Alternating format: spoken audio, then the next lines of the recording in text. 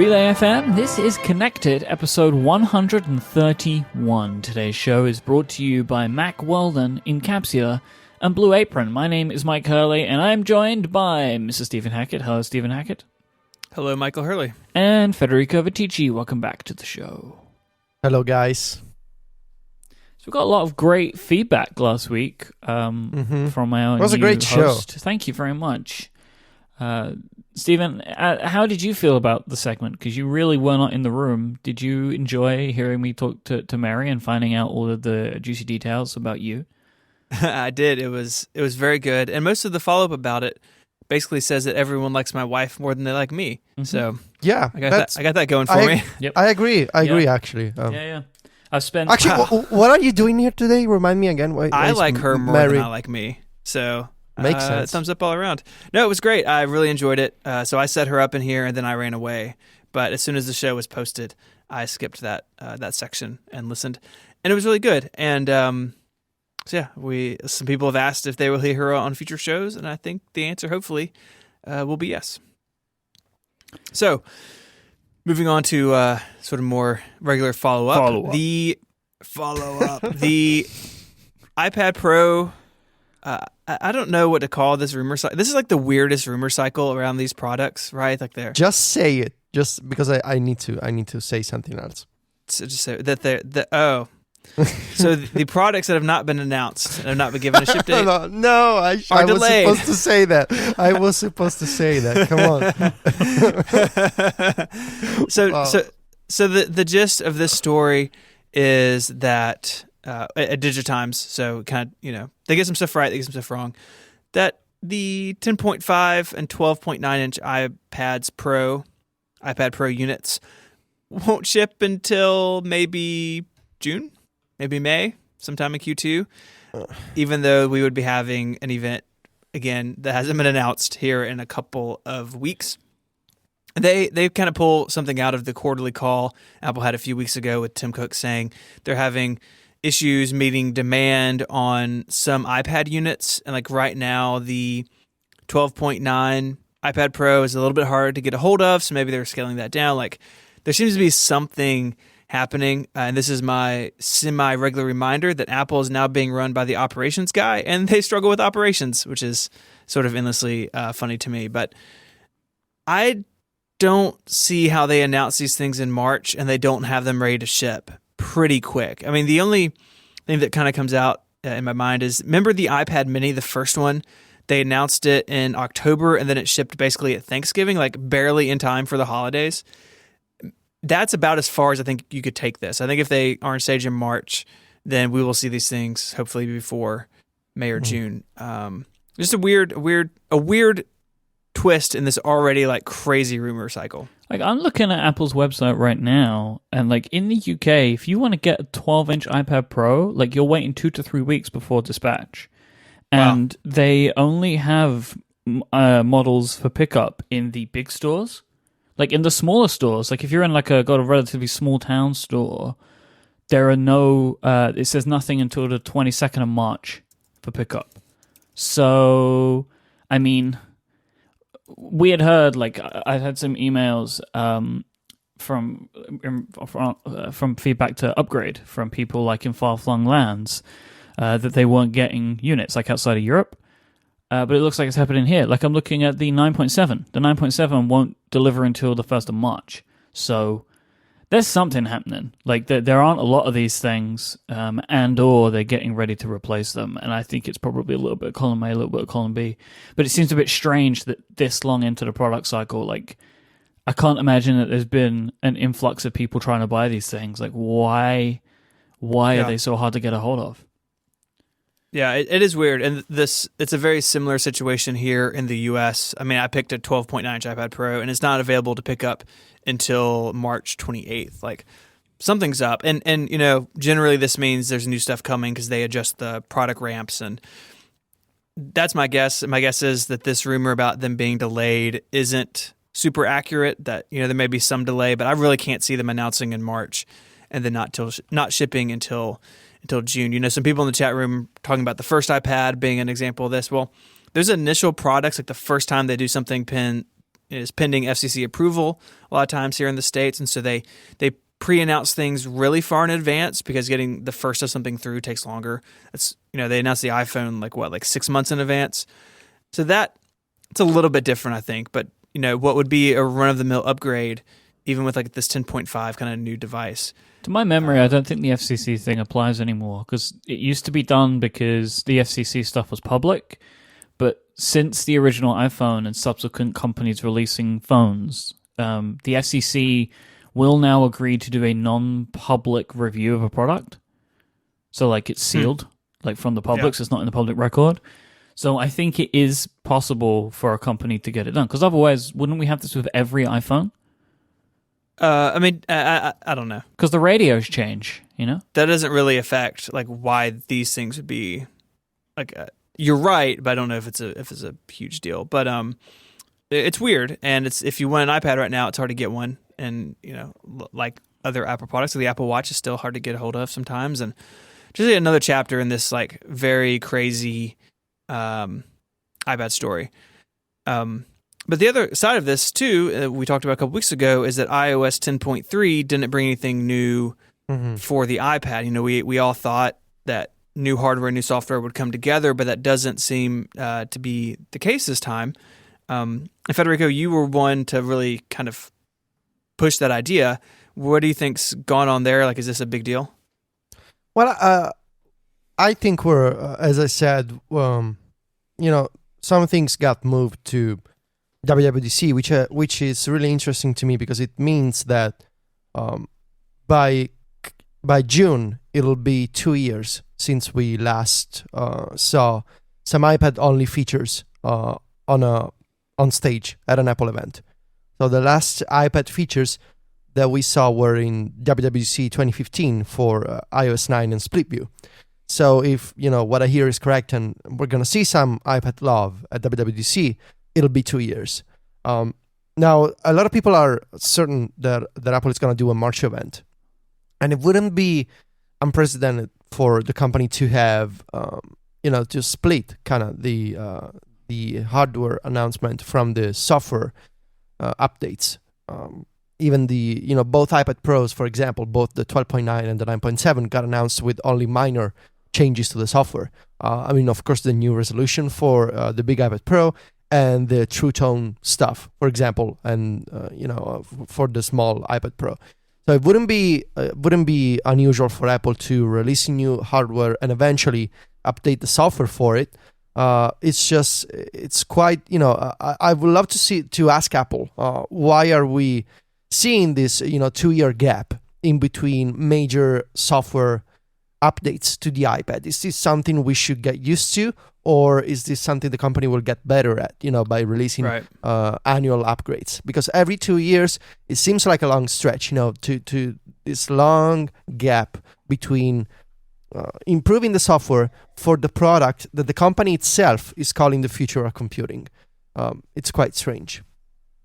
And I find some irony that the Mac has gotten annual OS updates now for several years, and most Mac users want them to slow down on that, right? But iPad users want them to speed up. So it goes back to that conversation Myke had a couple of weeks ago about what takes the priority, and is the iPad being like in lockstep with the iPhone? Is that holding it back? There's lots of different ways they could change this and come at it from a different angle. And I agree with you that a year and a half or 2 years, however long it's been, that is a long time for something that they are pushing as the quote future of computing.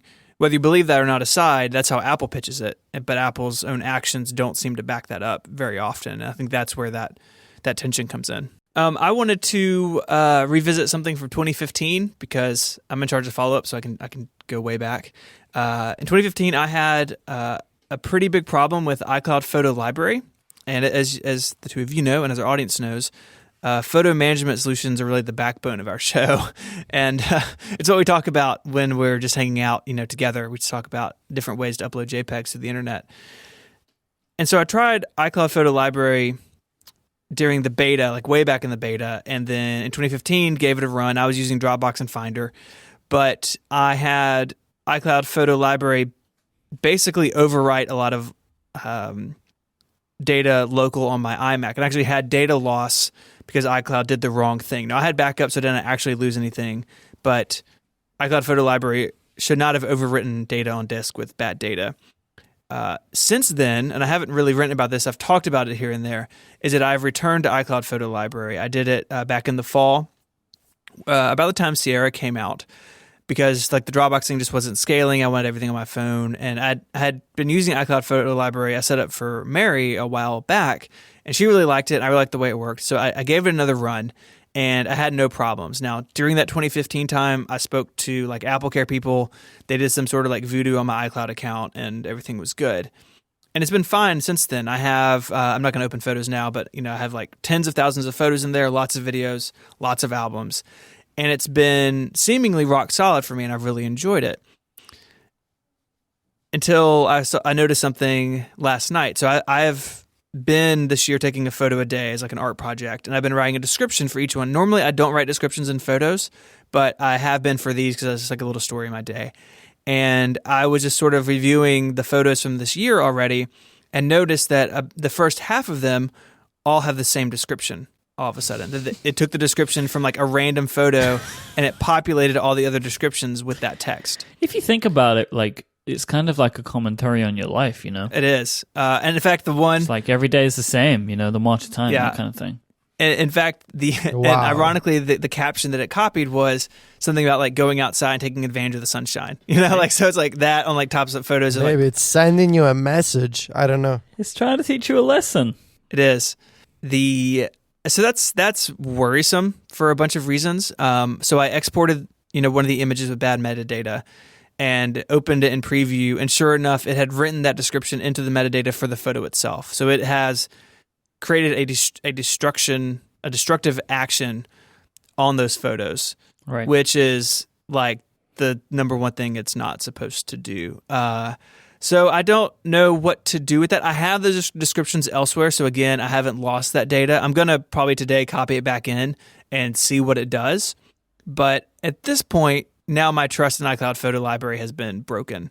And yes, it's just descriptions. It's just metadata. Like the dates are still correct. The geolocation is still correct. It's just one field. But it's not supposed to, like... fundamentally against what it's supposed to do. So I filed a radar because, don't yell at me that I didn't file a radar. I don't expect to hear back, but it's just really frustrating because I like so much about iCloud Photo Library. I know the two of you are using it. Lots of people use it. I've set people up on it. It really is great, but it should not be doing what it's doing. And there's no way to like see what happened, even if, so one thing I tried last night, I had photos open and I went to my menu bar and said, enter time machine. And it kicked me to Finder and then open time machine. Like that interface isn't like what it used to be in iPhotos. Like, well, I'll just go get backups of these pictures and bring them back in and the descriptions will be there. Like that's not even an option because you can't see what any of this is doing. Well, but couldn't you get the correct files from Time Machine though? Like without the metadata being ruined in the original? If I dug into the package and found them, I'm sure I could. But I was hoping that it would be much simpler than that. And right. I haven't gone down that route. And because I have them, because I've been posting them online, so I have all the descriptions, like I'm just going to re-enter them. So when you go to Time Machine, it's not taking you to those original photos then? No. Right. No, it kicks me to my home folder and then opens my home folder in Time Machine, which is like, again, the wrong thing to do. So I don't know what I'm going to do. Like, I'm not going to rage export to Dropbox over this, but I keeping my eye on it very closely now because it's like it seems like such a simple thing to. I mean, it's just a metadata tag in the image, and it overrode it all for some reason. Yeah, so it's like, I mean, obviously, like, why would you not do this, right? Like, why would you not put that information in there? But like, for me personally, like, I'm kind of just like, I just don't. I just tried that Time Machine thing, by the way. Like, that's crazy. It just opens the Finder window you were last in. Like, it's like, yeah, it's like, thank you so much. That's perfect. It's not good. I personally, I think, kind of just wouldn't trust iCloud Photo Library or Photo Library with that type of like super specific data, like a manually entered description. But that's the point of it. No, like, I know. The reason it's there. I know. But like, it just, I don't know. Like, I just feel like that isn't really a thing that I would give it, because it seems like a kind of finicky little piece of the metadata or the application. Like, it just, like, I just wouldn't do it. Like, because you can save that stuff elsewhere. That's probably what I would do, which you obviously did anyway, because clearly you didn't trust it like 100% because you had that information in other places. But and I just had it there because I've been posting them online, so someone wants to see them all in one place. Like it wasn't to back up the metadata; it was just a side effect of how I'm sharing the photos. But it's just frustrating. Like, you know, we talked last week about how we store our data and stuff, and I think I said it on the show. Like, anytime Google and Apple overlap, and like iCloud overlaps with something else, I don't pick iCloud because of this sort of thing. And I have all my stuff in Google Photos, and it's great that it's there and it's searchable and stuff. But iCloud Photo Library is such a nice experience. It is so great having all, 37,000 photos I have available on all my devices. Like, I truly like that, but it's got to work. It's got to be bulletproof. So we'll see. We'll see if that gets. I don't expect, if the radar gets answered, I don't expect them to be able to fix it. I can put that metadata back in, but it's something that I hope does get looked at, because not everyone is as creepy as I am with data. Yeah, not I will creepy, say, weird. Today Paranoid. I learned that you could add descriptions to photos in Photos app. Yeah, I had no idea either, honestly. Yeah, I never do it. I've only done it for this, But like, it's not even a problem. And today I learned, as Myke said. I mean, that's not good. I totally agree with you. Like, you've been burned twice at this point. I guess the first time in a major, more serious way, maybe. And now it's happening again, so it makes sense that, you want to look elsewhere. I think it's a shame, because iCloud is so easy to use, so easy to set up, and I recommend it to all of my friends, just use iCloud. But when that stuff happens, and it seems to me like it tends to happen more with the Mac app, maybe. Yeah, well, you can't even see the descriptions on iOS, so it could be destroying them all for you, and you just don't know. Okay. Yeah, that's not good. Yeah. Anyways, this week's episode is brought to you by our friends over at Mack Weldon. Now, Mack Weldon, the clothes that they make, the great underwear, socks, shirts, undershirts, hoodies, and sweatpants that they make, I'm very sure that they are better than whatever you're wearing right now. I implore you, dear listener, to go and upgrade the materials that you put upon your body by going to MackWeldon.com, because they believe in smart design, premium fabrics, and simple shopping. You go to their website, everything's nicely presented. You get really great photos of everything. They have great sizing guides. You can go there and you're going to feel comfortable in knowing that what you're going to get is easy to buy. And then when it comes to you, you're going to feel great when you put it on, and you're going to look super stylish too in anything that you wear. They also have some really cool science going on with their line of silver underwear and shirts that are naturally antimicrobial. They eliminate odor, so you're going to smell good, which is good. I think people like to smell good. Mack Weldon make you feel comfortable and smell good. Like, that's such a great combo. Like, what more could you ever want? And they also, they back this up, Mack Weldon, which I like as well. If you don't like what you get from them, like if you buy some socks and you put them on, you're like, I don't like these socks, you can send them back, right? That's what you'd usually do, but no, not with Mack Weldon. They'll say, we'll refund you. You keep it. They don't want your socks back. You just keep the socks, they'll refund you. But I'm very sure that you will get those socks, you will put those socks upon your feet, and you will decide and say to yourself, you know what? This is better than any pair of socks I've ever had. I believe this, ladies and gentlemen. I think you should go and do it. Not only do Mack Weldon's underwear, socks, and shirts look good, they perform well too. They're good for whatever it is that you want to do in your day. Mack Weldon is going to be good upon your body. Listeners of this show can get 20% off. That's a big discount. 20% off at MackWeldon.com by using the code CONNECTED at checkout. Thank you so much to Mack Weldon for their support of this show and Relay FM. Mack Weldon. So, moving on, still in follow-up, Federico, you guys mock me for my collection of computers, but Federico is very passionate about digital preservation, and you wanted to highlight this really awesome project. Well, it's not that it's not that I mock you. I love you in an alternative way. Anyway, there's this cool project by the Video Game History Foundation. spearheaded by Frank Cifaldi. He's a video game developer, archivist, historian. He's done a bunch of things with video games over a decade or possibly more. He's a cool guy. And now he's started this foundation. He's a non-profit organization based in the US. And they're working to create this complete and full archive of the history of video games. They're trying to digitize video games, so old cartridges, CD-ROMs, DVDs, and they're trying to not only preserve those games, but to make sure that their source code is safe, can be reused in the future, and can be portable, between different, archiving systems. And they're also trying to create this digital archive of the culture surrounding video games. For example, magazines, articles from newspapers, old video game guides, everything surrounding the video game space, starting from the early 80s, to the most recent video game era. And they're doing so by, first, Cifaldi is donating his own private collection to the foundation. And they've started this project. You can find it on gamehistory.org.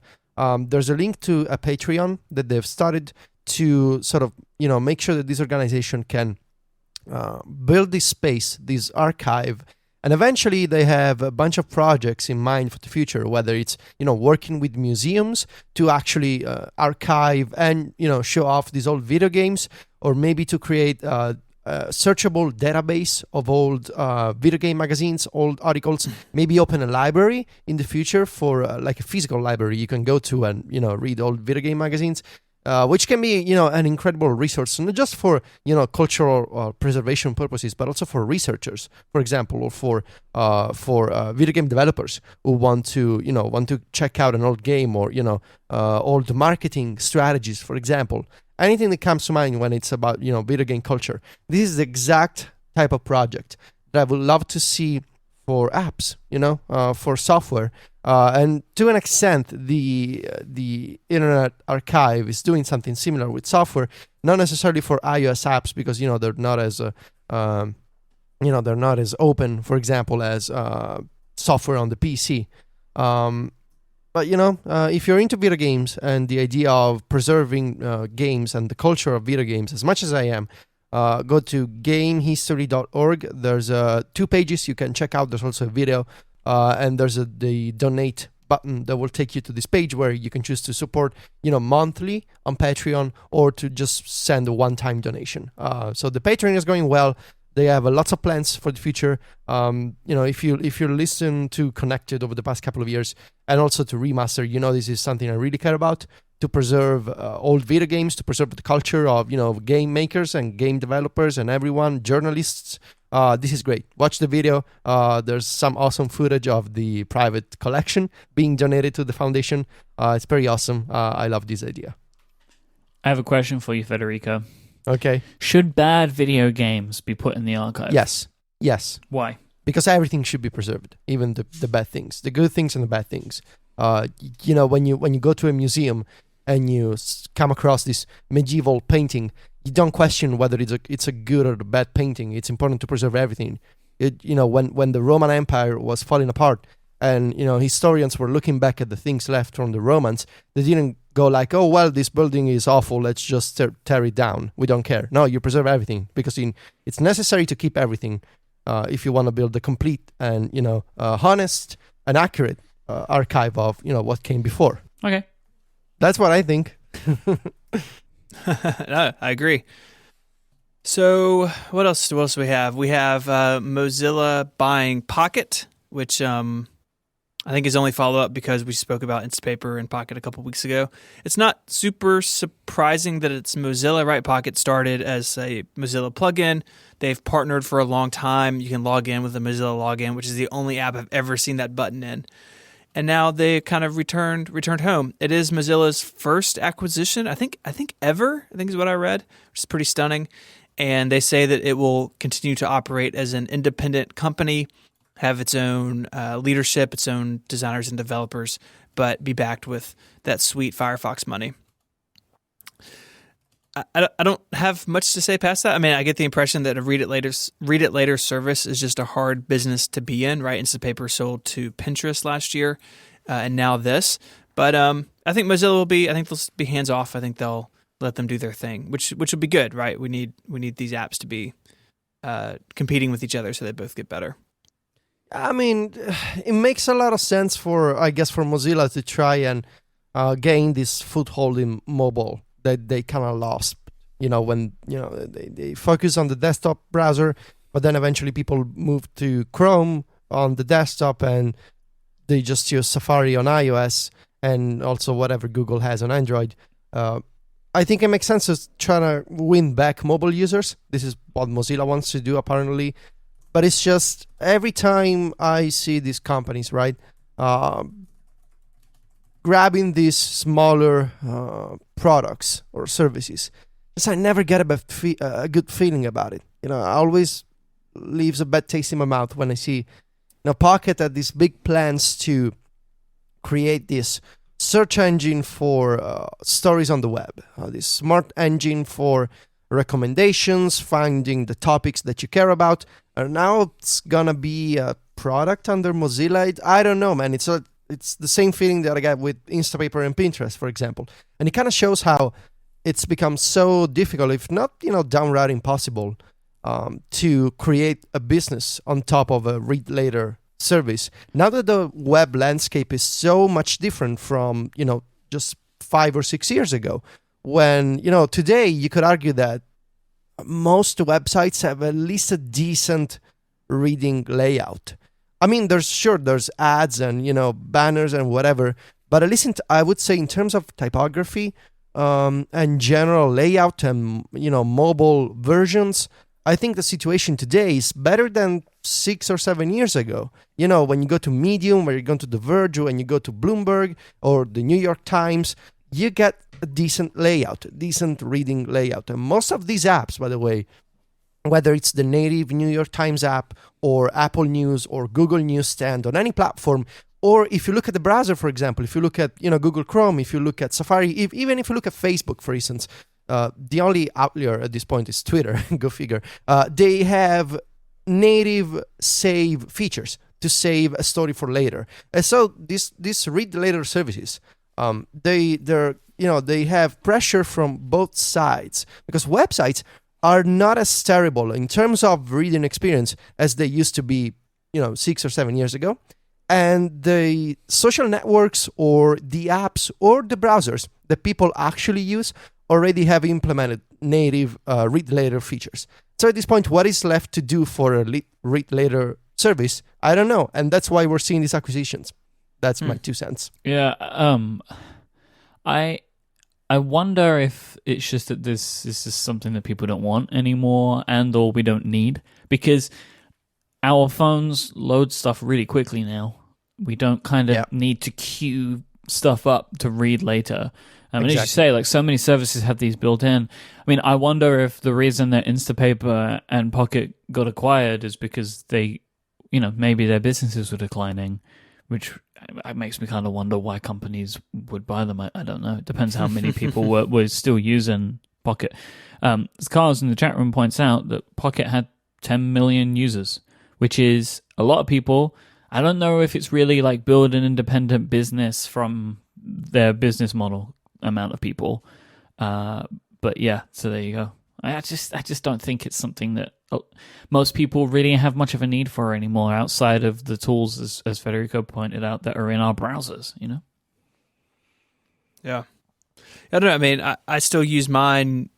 I still use Newspaper heavily, but really not necessarily to read in because, like you said, websites have gotten so good, but really it's kind of like a temporary bookmark holder. Like I just need to get back to this at some point. And I would use Reading List if I use Safari on the Mac, but I don't. So it is interesting. I agree with you guys that I think the use case, the importance of these issues, of these services has faded some over time.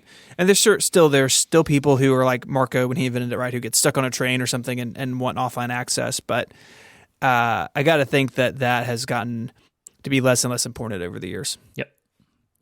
I saw some news today on Engadget that is relevant to me, but I don't know if I'm massively interested, which is that Google Home is launching in the UK in the second quarter. So sometime between now and June, we're going to see it. So, April, May, June time, we're going to see Google Home in the UK. I don't know. Like, it still has some features that I wished the Echo did, but I don't know if it's going to be enough. I'm going to keep my eye on it, right? Like, if they have some interesting integrations and stuff like that, it could be a good product. But I'm definitely less excited about this than when it was announced, just because it seems like most people are kind of like, if you already have an Echo, you're totally fine. So, yeah. Yeah, I think so. And Google hasn't even shown, at least I think, sort of an ecosystem like the Echo has. You can buy a main Echo speaker and then buy like satellites with the Echo Dots. Yeah. And just place them around the house. And I don't think Google has a similar solution yet. They have the Chromecast integration, which is cool, but they don't have, these multiple additional microphones you can put in different places of the house. And it just feels like Amazon has sort of an advantage here because they've been around for longer. They have more skills. Mm-hmm. Yeah. So that's that. Talking about Google, though, my keyboard of choice, Gboard, was recently updated. It was a much-awaited update for many people who were using the keyboard like me, because the thing that I was waiting for the most was for them to adopt the new emoji that were introduced in iOS 10.2. They weren't in the keyboard, so that was kind of frustrating, and the glyphs were out of date.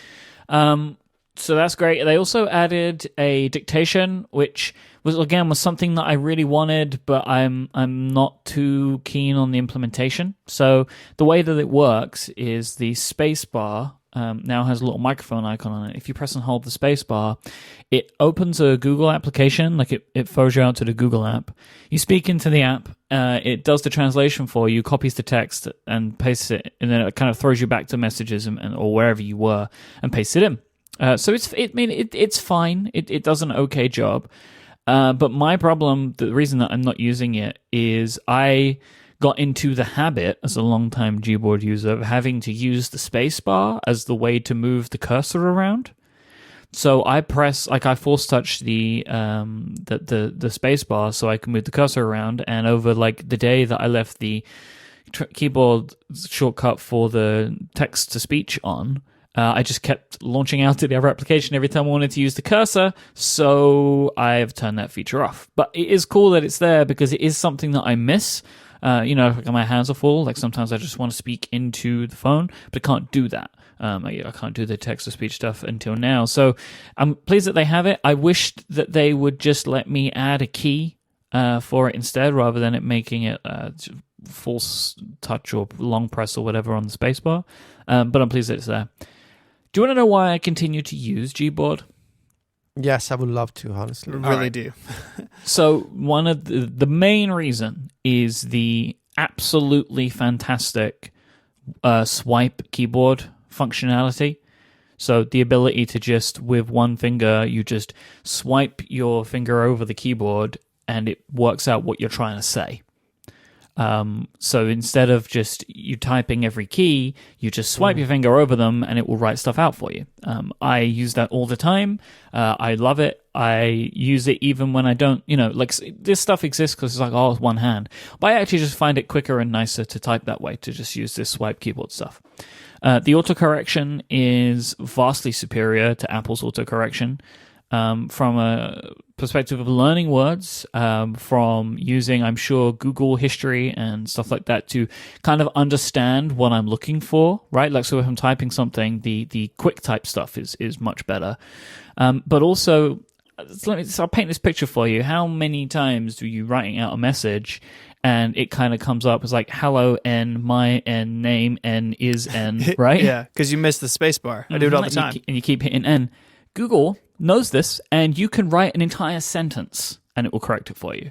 The Apple keyboard kind of gets really upset after the second word, but the Google autocorrection stuff is way better, and I just find the autocorrection in general to be superior. It has in my usage, a better understanding of what I'm trying to write.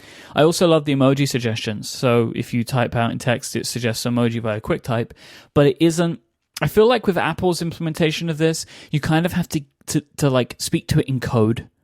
Like you have to be asking for the words, very specific words. But with Google, they seem to attach more words to the emoji. I mention this one every single time, but it is my favorite. If you type the word "but," you get a peach. I love that. I think it's hilarious. So, some developers spend hours on that just for you. Mm-hmm. So that's why I use it, and I continue to use it. I use it every single day. The main Apple keyboard remains turned off on my iPhone. Wow. Is the bug still there where sometimes it won't load a third-party keyboard in the Siri search? It's gotten a lot better. It happens way less to me. So I don't... The only third-party keyboard I have installed is Text Expander by our friends at Smile. But other than that, I've tried them, but they always seem just sort of buggy and janky, and I don't know if that's still fair. I haven't really used one in a long time. But I thought this would be an interesting opportunity to talk about what Apple could do to make third-party keyboards better. This is where we all look at Federico.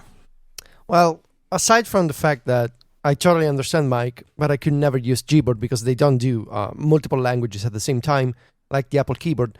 And I would also be too upset if I had to wait for new emoji to be supported after like 3 months since they came out. Aside from that, there are some major problems with custom keyboard and the API on iOS. Just before we go down this rabbit hole, can I just address that emoji comment? Yes. Like, it's totally true that it took a while, but you still have the button there to switch to Apple's emoji keyboard. Like, it's just as easy because Google have implemented their own emoji keyboard, right? So you can do that and you'll get the old stuff, but like all you have to do is just press the same button you'd press if you use an Apple standard keyboard and you get the regular Apple emoji keyboard. Like, so it's not a dire situation, right? Like, it's not like I couldn't use those emojis for a long time. It just wasn't in Google's implementation of the emoji keyboard. Mm-hmm. So yeah, I mean, I get it. It just, it's frustrating, but not like I couldn't get emoji situation, And the multiple language stuff is the multiple language thing is like that is awesome. The way that Apple does that, and it's not like Google updated with a bunch of languages. You can have a bunch of languages, but it's the way that you can type in multiple languages without switching. That's kind of what makes Apple's implementation better. Yeah, and that's really terrific when you speak two languages. I can keep the same keyboard and I can switch on an iMessage conversation with my girlfriend and with you guys. And I don't need to adapt. And within the same sentence, I can actually switch from Italian to English. So if I'm talking in Italian to my web developer, for example, but I want to use some English words, it's not going to be autocorrected. It's not going to be, with a red underline to signify an error because it understands multiple languages. Yeah. So that's awesome. Anyway, the problems with the custom keyboards, I believe that most of them go back to the fact that when Apple launched, the API, and this is something that I heard years ago, it was mostly a response because, at the top level, Apple wanted to offer an alternative to custom keyboards on Android. And so they put together this feature. I don't want to say at the last minute, but it wasn't, not a lot of engineering resources or thought went into this API because Apple just wanted to have, to match Android and to offer this keyboard functionality. But as you remember, when they launched on iOS 8, they were really, really rough. Yeah, they were of bugs, unusable. a lot of issues. Yeah. Some people would say unusable. I would actually agree.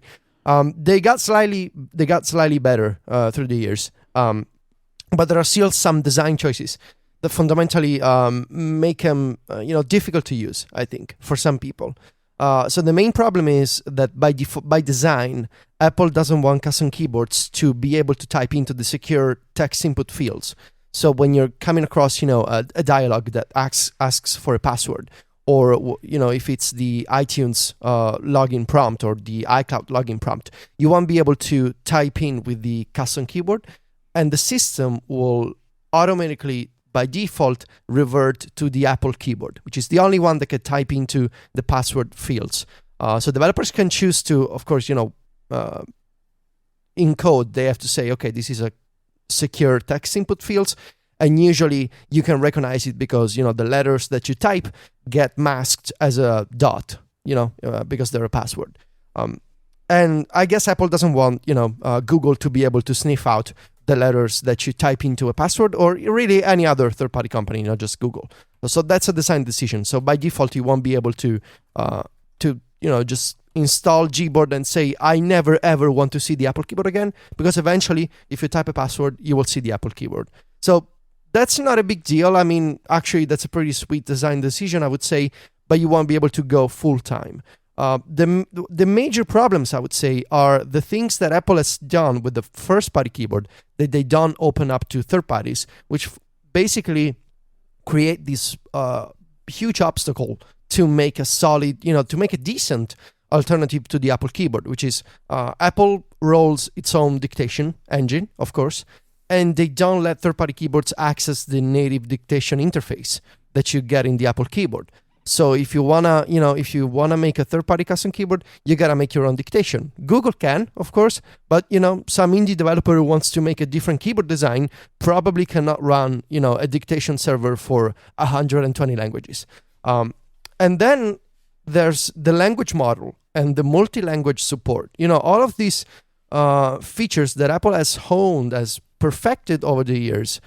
They're not open to third-party developers. So you need to, to maintain your own dictionary, your own language model, the mechanics of guessing what word the user wants to type, and all of the different adjustments that iOS does dynamically in real time as you tap on the keys on the keyboard. iOS under the hood, it actually adjusts the tap targets of the keyboard to match the word and the letters that the system thinks you're going to type.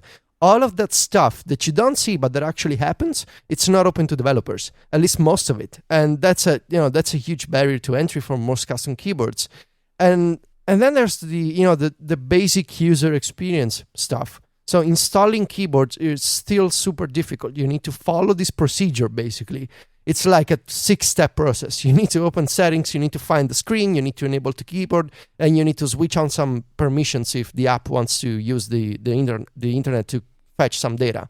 And so developers basically came up with these different tutorials, each showing you a video on how to install a keyboard, and then you need to explain users, well, you just downloaded this app from the App Store, but it's not really an app, it's a keyboard. So you need to go into settings and do this and do that.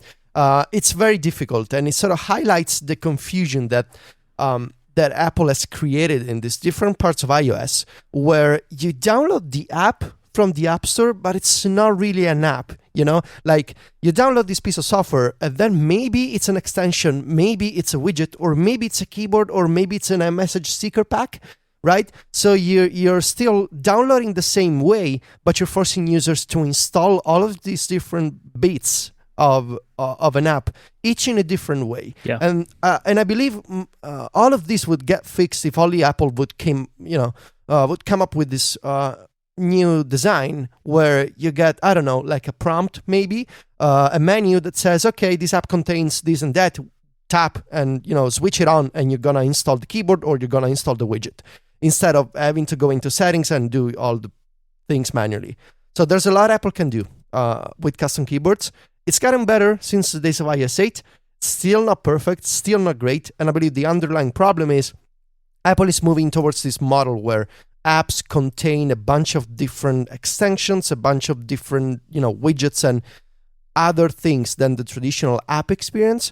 But enabling these extensions, enabling these extras still takes too many taps, still takes too much time. And that's the basic problem to fix, I think. Do you think they're going to do any of that? Well, not for custom keyboards. I think if they're gonna do anything, it's gonna be widgets and iMessage stuff. And especially the iMessage stuff. I saw many developers complain about, getting 1-star reviews on the App Store because users, download the app and they expect the app to be available on the home screen, and instead it's an iMessage sticker pack or it's an iMessage app, and they don't find it. And I think if Apple is going to do anything, so they already added to the App Store a badge that says this is an iMessage only app, but still so many users don't, they don't read what is on the product page, they just hit the download button. And so I think if Apple needs to do anything, is to make it easier to install iMessage stickers and to install iMessage apps and maybe widgets. I don't have a lot of hopes, honestly, about custom keyboards because I don't think the attitude has changed. It's a feature that iOS has. It's not deprecated, it's maintained, it's still available, but it's not getting any major new additions. I mean, with iOS 10, the only improvement that Apple made was to make it slightly more reliable. So the keyboards don't crash as often anymore. And now you can tap and hold the globe icon, which has to be consistent among third-party keyboards, and you get the same keyboard switching menu of the native Apple keyboard. And that's it. That's literally one fix for, to make it crash less, and another change to use the same switcher. Mm-hmm. But there's no new APIs, no new, major changes. So I don't have a lot of hopes, honestly. Yeah, I don't know how. You've definitely outlined a couple of key areas that they can change it. I don't think that this needs an incredible amount of work from Apple, right? Stability is key, and then just allowing them some additional access would be great. And as well, I know something that I would really like, and I know why Apple does it, but I really wish that I was able to just say to them, I'm okay, with enabling this keyboard to let me enter passwords or whatever. When I go into 1Password and then I'm given I'm always throwing up the emoji keyboard as my way to type into 1Password. And then I hit the button and then I get the most stripped down version of Apple's keyboard with no, because it does default to that. If you don't have the keyboard installed, what it does is when there's no keyboard, because an app has said, no, I know you better than you know yourself, then it will just give you this keyboard, it has no quick type, it has no autocorrect, it has no suggestions, nothing. It's just basic text entry. And it's the same for when you get a notification and you respond to the notification. If the phone's unlocked, it won't let you use the third-party keyboard. And it's like, look, I super appreciate that you're trying to take care of me, but right. Just let me use the keyboard that I want to use. When you're wording warnings full access, then I feel like you could maybe actually give them full access, which also they should just change the wording of that box, because it's this keyboard has access to everything on your phone. It can dig into all of your apps, it can listen to your music if it wants to. Full access is such a strongly worded phrase. I feel sorry for any keyboard developer that has to tell someone to enable that. Yeah, no, I would agree with that. But I think they say that because they want to err on the side of caution, right? The other side of it is they do what Android does and do something really modular, where it's kind of more overwhelming. But it seems so silly to me. It's difficult to install, as you guys outlined, and that's fine. Someone who really wants to do it will figure it out. If someone goes to those hoops, let them use it everywhere. And it just seems like Apple did the keyboard thing and minimal viable product, right? It works most of the time in most of the places, but not everywhere all the time. And they've just walked away from it. And there's a lot of stuff about that in Apple software just all over the map, but it seems like the keyboard thing is probably not the most important section of iOS, right? Whoever did that, I'm sure, hasn't been in there very often, and that's fine. But it would be nice to see them do it, because there's a lot of things in Gboard that sound appealing to me, but I don't want to deal with the glitchiness and sometimes it doesn't work, because a keyboard should be there when I want it. So I don't know. It as great as it may be, I don't want to depend on it if it's going to be flaky. I strongly recommend that everyone, including you, install Gboard and just try it. All right, I'm doing it. Oh, I did. It's impressive. I mean, the suggestions are terrific, and the swiping... you also get GIFs as well, built into the keyboard. No, Gboard is amazing. It's just, I don't like how... I'm trying to think of a right word. Extraneous, maybe? It just looks strange. It doesn't look native. That's all. And so when I install Gboard and I open, Messages or Tweetbot, it just looks like one half of the screen is iOS and the other half is Android. Mm-hmm. I don't know if it makes sense. You can also create themes so you can make it look, in your own way. Yeah, I have the dark theme so I have like a dark keyboard all the time, which I enjoy. I get what you mean though, because it's styled in Google's style. Like it actually looks like Google's keyboard. They have actually since renamed the keyboard on Android Gboard. Like it is the name of the product. If Google had an iOS styled theme for Gboard, I would probably use it much, much more. But I remember like a couple of months ago, I used Gboard for a month, right? I think it was before the holidays.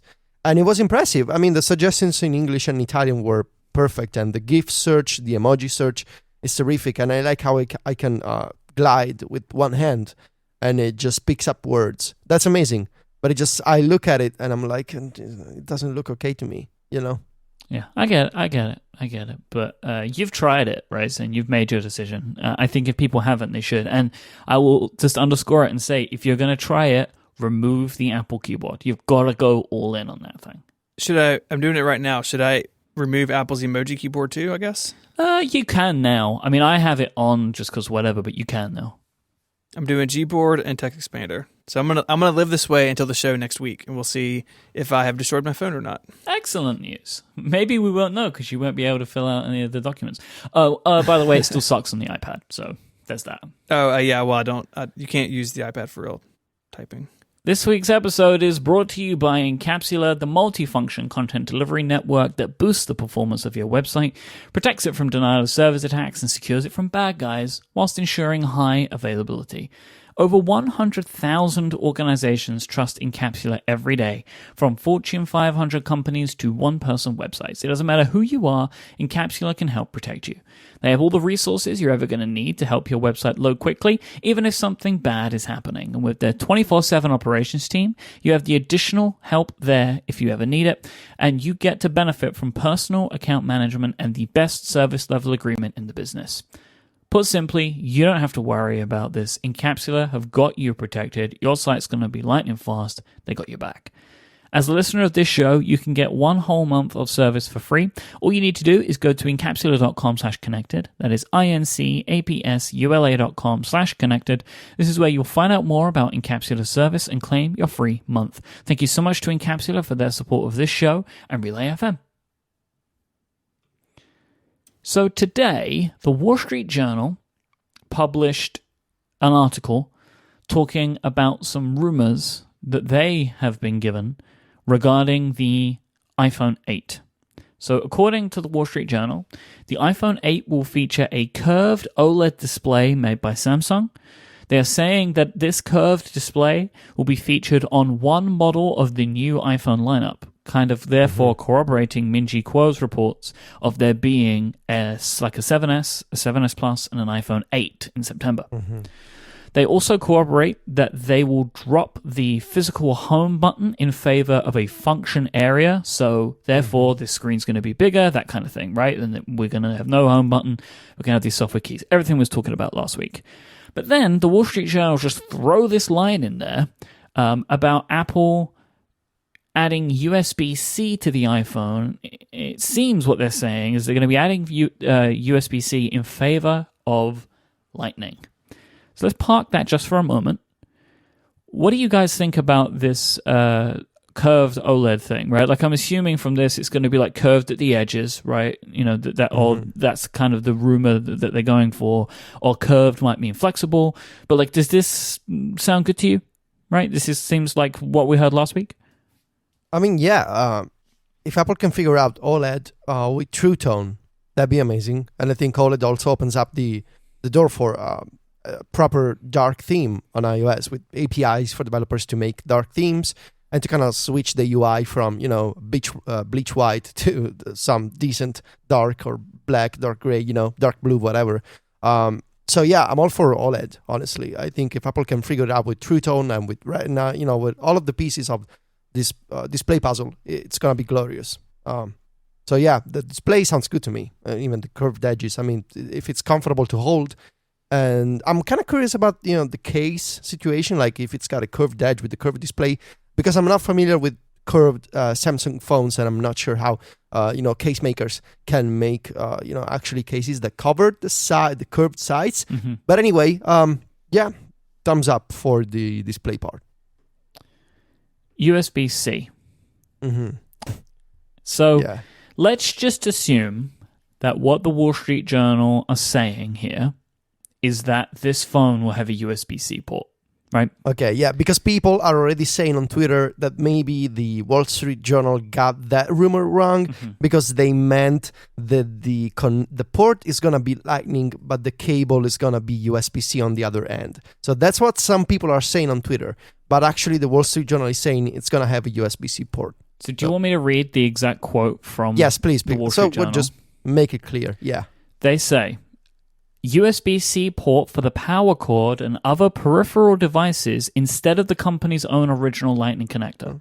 Well, there Now, you go. To So me, USB-C that's pretty port, clear, right? I Yeah, think but, people are reading too much into the fact that it's Yes. weirdly written and says power cord, but it says instead of the company's Lightning connector. Now, the Lightning connector is not featured on the other side of the cord. That's a USB. You wouldn't call it a port. You would call it, a cable Connector or something. or like a connector. whatever it would be. So like I am reading this as they are saying USB-C for the iPhone. Like it will have a USB-C port on it. Yeah. So Stephen, Yes. do you think they will do this? I think that they should do it. I'm not sure that they will this time, but we're going to get, I guess, into pros and cons. But before we do, like, the Wall Street Journal gets Apple leaks. They get, like, if Apple... So we've been saying for weeks, right? If some of this stuff isn't real in this phone, Apple's going to start playing the PR game pretty soon. Well, now pretty soon has come, and we have this thing in the Wall Street Journal where Apple has done PR head games before. So, like... I think that they should do it. I think that having USB-C everywhere is the future. It would be really great to be able to take just one cable with you somewhere and know that it works with everything you have. And it gives them a lot of the benefits that Lightning does, where it's reversible, it's small, it is bigger than Lightning a little bit, but I think it would be. I think the long-term benefits are there.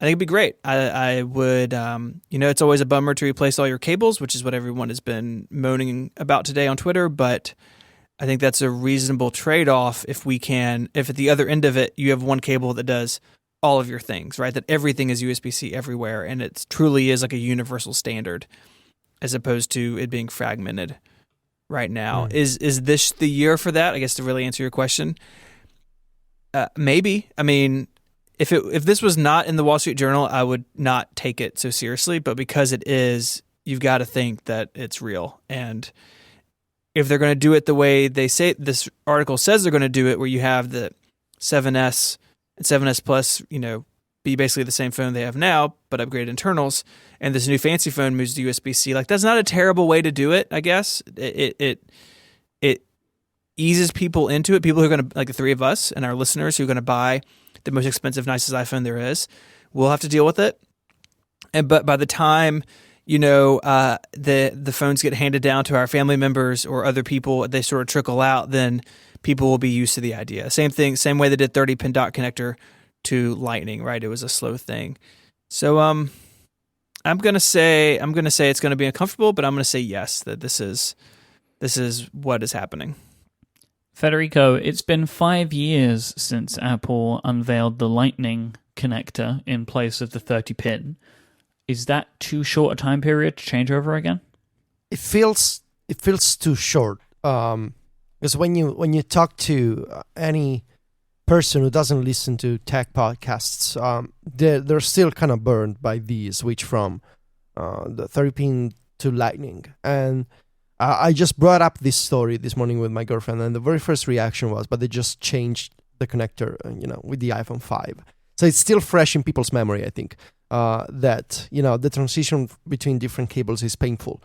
As much as we as nerds like to constantly upgrade to the latest, standard, because we love standards, right? Everybody does. But, most people, I'm afraid they don't care. And they just want, to not replace cables every 4 to 5 years. I don't think any of us want to replace our cables, right? Like, I think just take a straw poll. Like, I don't want to do that. We are more inclined to do so. Exactly. If we think on the other end, there's a better solution. And USB-C clearly is the better solution. I'm all for USB-C, like OLED. I think USB-C is the future. It's the dream of a single connector that does a bunch of things, and it's small, it's reversible, and it's adopted by the whole industry. So it's basically USB-A, but at a much better, proposition, because it's smaller, it's compact, and it can do power delivery. It's awesome, And that said, it's quite the predicament that Apple is in right now, because on one end, you have people like us who say, well, it's going to be painful, but I think Apple should do USB-C. And then you have, on the other side, the people who are like, no, Apple is never going to do, the switch from Lightning. So Apple, either way, there's going to be a massive wave of criticism, because if Apple adopts USB-C, there's going to be the transition. There's going to be, the questions about why did you release Lightning earpods last year if you knew you were going to do USB-C. And then if Apple doesn't do USB-C, there's going to be the opposite of that, which is, why is not Apple adopting, this new awesome standard? Why are they still using Lightning? So whatever they do, there's going to be negative PR, which I think is exactly why Apple is getting started with this story in the Wall Street Journal right now. Because if either way, there's going to be criticism. Well, it's better to get started in, February, basically, for before September. The phone's on sale, right? Because the phone is on sale, just like they did. So with the headphone jack, with the audio, with the iPhone jack. I just couldn't think of headphones. With the iPhone jack, he's forgotten all about them. Port's gone. It's like, I don't know what they are anymore. What is the name of that thing? So they started, I think, even earlier than February. I think I remember it was maybe December or January, maybe. Because they knew, getting rid of the iPhone jack is a big deal. But, Lightning to USB-C is also a big deal. And I almost wonder if maybe, besides, planting these stories, maybe adding USB-C to the iPad Pro in the meantime would also be another move to kind of make people more comfortable with the idea of an iOS device with a USB-C port, So if you see Apple moving to USB-C on the iPad, the iPad Pro, maybe with a bunch of other USB-C features on iOS, like external devices, maybe, then you get people comfortable with the idea. And then, come September, you show off 3 phones. 2 are like an upgrade of the iPhone 7 with the Lightning connector, but, upgraded specs. And then you have the future of the iPhone. You can position in that way. It's the future of the iPhone with a new connector with wireless charging. And I can see Apple saying, well, you charge it wirelessly every night because you just place it on your nightstand, and you don't need, because of wireless charging, we were able to get rid of the Lightning connector. Whatever Apple can do, they can spin it positively, I'm sure, just like they did with the headphone jack, but maybe not with the Courage line. I will say on that, right, like I have remained unsatisfied with Apple's reasoning for the headphone jack and for the home button, because in my opinion they gave no reason. There are strong, clear reasons to make this switch, like, that I would be happy with. Like, you could just straight up say, imagine only needing one cable for all your technology. Like, that is a good enough reason, right? Like, that you could have your MacBook, your iPad, your AirPods, maybe, we'll talk about that, and your phone, and you just need one type of cable. Like, if you travel, you just need to take one cable with you. And we're about to get Nintendo Switches. They charge by USB-C. Right? That's awesome, right? That's amazing. Yes. And talk about wired headphones, right? Like, it's too difficult for a company to make wired headphones with either USB-C or Lightning on it, because you have to make a choice. And so I think a lot of companies aren't doing this. But if you still want wired headphones, like, having them all be USB-C is great. Like, being able to go to like a friend's house, like in a few years' time, be like, oh, my phone's dead. They'll be like, do you have this type of charger? No, it's just like, can I use your phone charger? Because we all have the same cable. Like, this makes so much sense to just be like, this is a great standard. It's got everything you need. It's small. It's reversible. You can do data. You can do power, and it can be used by everyone. It's perfect. You know why that's awesome? Because it's just like electricity. The wall socket is the same for everyone. And it changes depending on country, but most of the time when you go to a friend's house, you can plug your stuff in because they have the same plug as you do, because it's a universal standard. And that's the dream of USB-C. And I think maybe this is interesting because on the one hand, there's the Apple that likes to control their own stuff. They're different from the industry. They're different from everyone. And so they have Lightning. They can more tightly control the experience and whatever. But on the other hand, there's the reality that, the world is like... You have friends that use Android phones and you use other stuff than Apple products. Apple doesn't make the entire, universe of electronic appliances in the world. There's consoles, there's computers, there's headphones. There's different stuff than iPhones and iPads and Siri remotes, which also charge via Lightning. So the dream of a single cable, same connector everywhere, that's amazing, right? Because you can buy them cheap on Amazon. You can go to any store and grab a USB-C cable. I just bought 2 this week. And it's so convenient and it's so awesome. And Apple, if they don't want to do USB-C, there has to be a reason. Could be, well, we can save more space with Lightning. I doubt it. Or we can we can do better audio. We can do high definition audio. I don't know. I'm pretty sure you can do the same with USB-C. If Apple does it, I'm happy. It's going to be painful. It's going to be people who complain, but that's why they're doing the leak now. If they don't do it, I'm just left wondering, why did you not do it? So it's a very interesting situation. Yeah, I would like to just head people off at this point before they start saying that we only think it's a good idea because Apple's now maybe potentially deciding to do it. I know we have spoken about this before. Oh, we did. Speak about I USB-C. Don't know when, but I know I have said on this show that I wish that the iPhone had USB-C. And that I think Apple should do it. I remember I said I want USB-C, maybe even 2 USB-C ports on the iPad Pro. Yep. I'm sure I said that. We have spoken about that too, and serious fingers crossed, man, for 2 of them. Samsung just brought out these tablets that look like iPad Pros, right? They have keyboard covers. Keyboard cover looks awesome, by the way. It's adjustable by angle. Just going to say. Oh, nice. But they have Windows versions, right? So they have Android versions and Windows versions. And I was looking at The Verge's review of it, and they were showing a side view of it, and it had 2 USB-C ports on the side, and I just felt something in my heart, I was like, I want it. Mm-hmm. They're so small. You could just put 2 next to each other. Yeah. Then I could do charging, and I could have an external hard drive, or I don't know, whatever. But I feel like that they could do that on the iPad. The big problem here is that compared to 2012 with the iPhone 5, there's so much more stuff Apple has done that charges via Lightning. There's keyboards, there's AirPods, there's the Siri remote, there's the Apple Pencil. There's a mouse. There's so many more Apple accessories, and even major ones like the AirPods and the Pencil. Big products that Apple has released that use Lightning. And so this transition wouldn't just affect iPhones. It would be a whole ecosystem, bigger than it used to be in 2012, needing to transition from one standard to the other. So, I love USB-C, but it's just, man, it's gonna be rough for Apple to pull this off if they want to do it. That is an issue, right? We will still be stuck in the world of needing multiple cables for a while for some stuff. And it also opens more problems. So let's just focus on headphones for a moment. So what would they include in the box with the iPhone?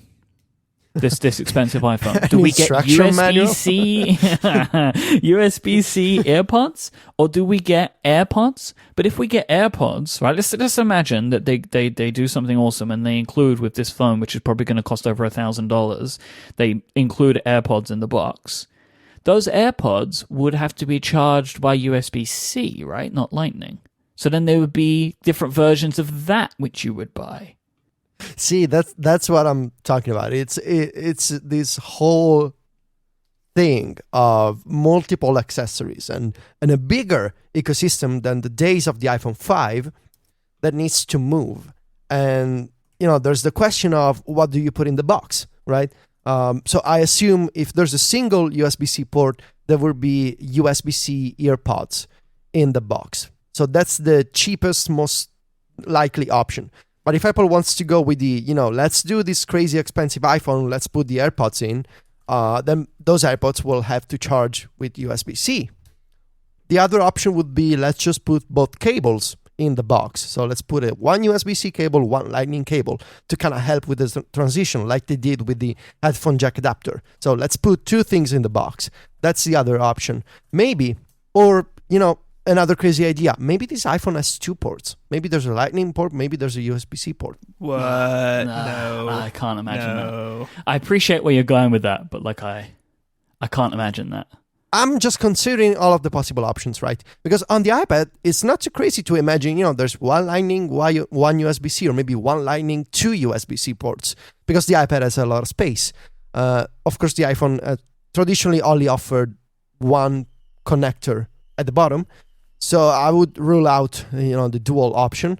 But, there's this question of Apple has done all of these accessories since the iPhone 5, and whether it's the desktop or the iPad or the iPhone, and now there's this new standard of USB-C and you need to transition everything again. But I also have another question. What if 2 years from now we the industry comes up with mini USB-C, and so now there's this even better standard.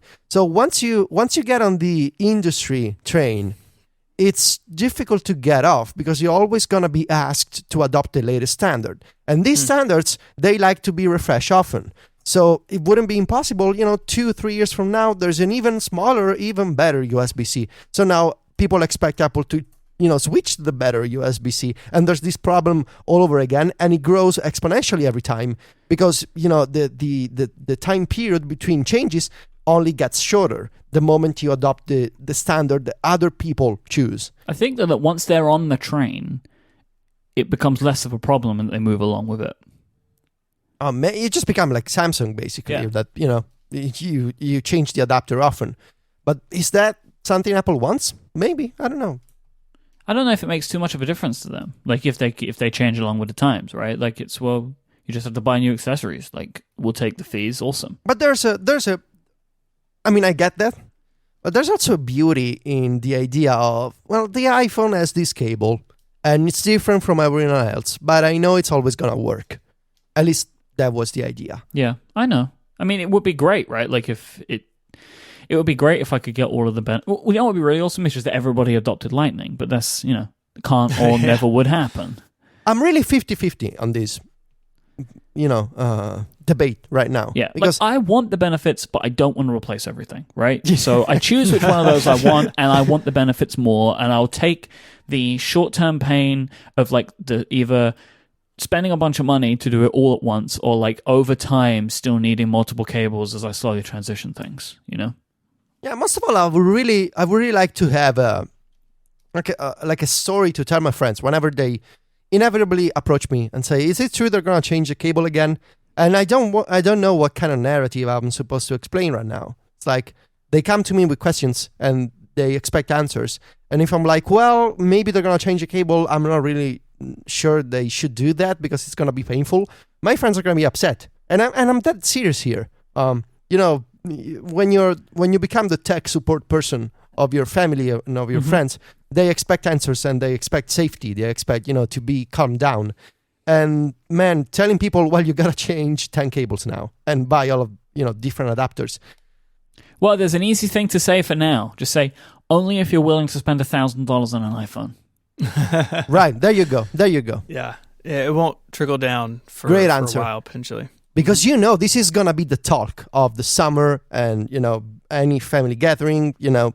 I mean, man. I just feel bad for the poor person who walks in the Apple store to buy a new set of headphones for their phone, and they have to know if they have a headphone jack or a Lightning port or a USB-C port. So many ports. And the two look alike. Like, They to do. the average consumer, like USB-C and Lightning are very similar. And so it's like, do you have a round one or do you have like a rectangle? That's just going to be messy. And some people in the chat room are like, why didn't they do it last year when they ditched the headphone jack? Like, Right. That's also beats my me. question. Like, that's a great question. Allow me to add some stupid speculation to all of this mess. Oh, Remember the whole no. thing about how the AirPods were like the hole on the AirPod case looks So like dumb. it could fit Yeah. a USB-C port, right? And then also coupled with the other rumors of like Apple missed their time with the phone. Maybe those two things line up. Maybe it was supposed to be USB-C on the AirPods. And there's just nothing they could do about it. And so the phone was late. They still wanted to put the AirPods out. They just retrofitted the Lightning port on the thing and shipped it. Wild speculation. This week's episode is also brought to you by Blue Apron, the #1 recipe delivery service that has the freshest of ingredients. How fresh, you asked? Well, let me tell you.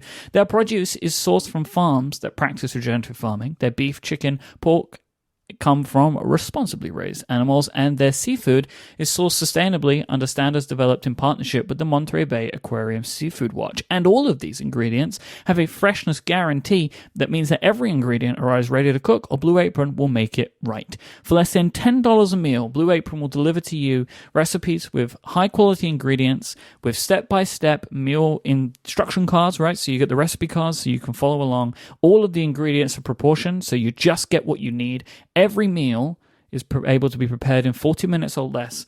It lets you create fantastic, delicious, home-cooked food. Let me give you some examples of some of the meals that you could get at Blue Apron. Pork chops and miso butter with bok choy and marinated apple. Spicy shrimp coconut curry with cabbage and rice. Or maybe you would like mushroom and barley miso ramen with smoked dulce and spicy red cabbage. Every time I read these, I know there's at least one ingredient that I have mispronounced, and that is because Blue Apron has such fancy and lovely food. They have a culinary team that put this stuff together. You can choose the food that you want. You can set your dietary preferences as well in case there's certain things you never want to get. Or you can let Blue Apron's culinary team just surprise you and just send you the stuff that they think you're going to love. No recipes are repeated within a year. You're going to get great food sent to you at home. You get all of the ingredients that you need, no trips to the grocery store. You're also going to get all the instructions, and those instructions, as well as just telling you how to cook that meal you're cooking, are going to make you just a better cook in general. And you'll be able to get new skills that you'll be able to use for all of the cooking that you do at home.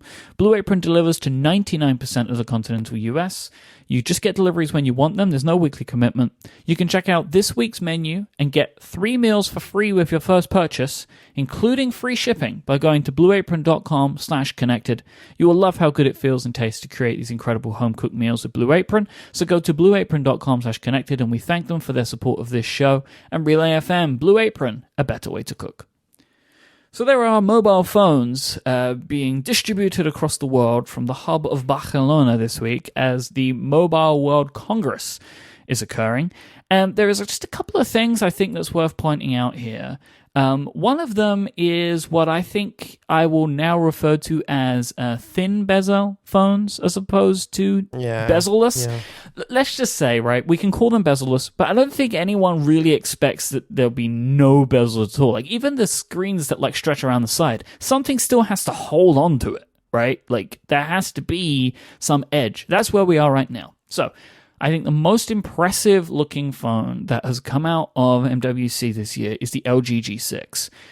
I think that this phone looks amazing. So there's a couple of things I like about it, right? I'll include a link in the show notes to The Verge's review and MKBHD's kind of countdown of features. This phone, I think, has a lot of what we expect the iPhone to have, that it is kind of smaller in size than the big phones, you know, like the 6 Plus or the Pixel XL, but with a bigger or comparable screen size, but the screen is long. So this is, I think it's 18:9, I think, aspect ratio on this phone. Yeah, so 2:1. 2:1. So the phone is tall, right? So video doesn't go all the way to the edges. There's black bars on the side, but I think LG are doing some really cool stuff with it. So in the camera app, for example, you see the full camera viewer, but also a preview of all the pictures you've taken. So like your camera roll is up the top. So as you're taking pictures, you're seeing previews. But because the screen's so big, the previews are big enough that you can actually make sense of them. Or if you want to take square photos, so just cut the screen in half. And then you can just see like the picture you've just taken in the full size and in the square to the next of it. Another thing I really like, I mean, this is just MKBHD's great video skills. He does this one shot where you're looking at the Pixel XL. He picks up the Pixel XL and there's a 7 Plus underneath it. He picks that up and the G6 is underneath it. And you just see how much bigger these phones are, even though the G6 has a 5.7-inch screen on it. So like this is like big screens in small packages. And I think this is the trend that we're seeing right now, which I think is really interesting.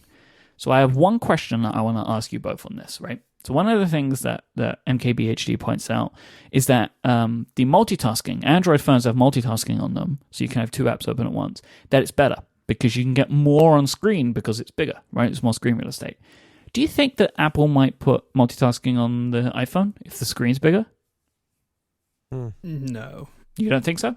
Because I think the Android implementation is a little bit. It's just weird. Like it's still so small, and I don't know if Apple sees that as beneficial enough to do it. Yeah, I don't think it looks good. Honestly, I think it looks. I mean, the screen is bigger, but 2 apps on a phone are still kind of cramped. You know, especially when you bring up the keyboard. I don't know. Okay, just wondering. I mean, I don't want to live my life, right, like with Slack and Twitter open, but there are times where it would really be great when I've just got my phone with me that I could just have 2 apps open, just so I can check something, you know, and enter something into something else. But that's more of a work thing, and I don't know how much real work is really being done on iPhones that, you know, people couldn't wait for, I guess, but maybe it's just a thing that I wouldn't mind sometimes. So, Federico, what do you think about the LG G6? I mean, I don't think it looks amazing. I think it looks very good. But I think the idea of making a bigger screen in a more compact size, you know, by making it taller, I think it's a great idea, and it's obviously what what most companies are moving towards. I have a feeling Apple wants to go the extra mile here, and I think it will be even better than. What does that mean, though? It could be, you know, not having a chin at the bottom, for example, or actually extending all the way to the top. I expect Apple to do more than what LG has done, but maybe it's just my personal speculation. Maybe it's gonna be along these lines, right? With a thin chin at the bottom and this edge at the top with the sensors. Maybe that's it. Maybe that's what companies can do these days. I just hope or think, you know, making my personal hope or my personal speculation that Apple is gonna do a little more. Yeah, I can understand that. My personal feeling on this is that there'll still have to be something. But like they will not be in this first revision of this type of thing. I can't imagine there being no chin or forehead on the phone. I think that would be quite a big leap. But we'll see. They got to stick that stuff somewhere. And in those product shots of the LG, you can see everything is kind of squished up there, but it's still there. You can't, I mean, as magical as it would be to have a camera behind the screen, that's not super feasible. So I think the way the G6 looks, I think it looks great. And I think that if Apple is going to shrink the edges, you know, the stuff around the screen, that they would do in a similar fashion. Mm-hmm. I mean, watching this video and looking at some of these other phones coming out of MWC, like I just pick up my iPhone, it's like, this just looks old. And that's kind of a weird thing to think about an Apple product. Couple of weeks' time, so March 23rd, Samsung are going to be announcing the S8. And I guess this will be that kind of design as well, right? I mean, they're probably going to continue with curved sides as well as like making the screens bigger. We were talking earlier in the show about the potential of Apple going this route, right? Having curved edges on their phones. Samsung did it first. Will we say that Apple copied Samsung in the way that we've said for so many years that Samsung copied Apple? What's fair here? Well, yeah. I mean, that's what's going to happen, right? If you look at other companies like Xiaomi, for example, or LG and Samsung, they're doing this approach of almost all screen, and especially the Xiaomi one is kind of impressive because it actually does stretch all the way to the top, which looks amazing. And it's basically the closest to the idea of bezel-less that, you know, we can get today. Yep. So, of course, if Apple is going to do it, it's going to come after these companies. And I think it would be fair to say that Apple is following, you know, what these companies have done before. But I think it also happened before, right? When Samsung was doing the S Pen on the Galaxy Tab line, for example.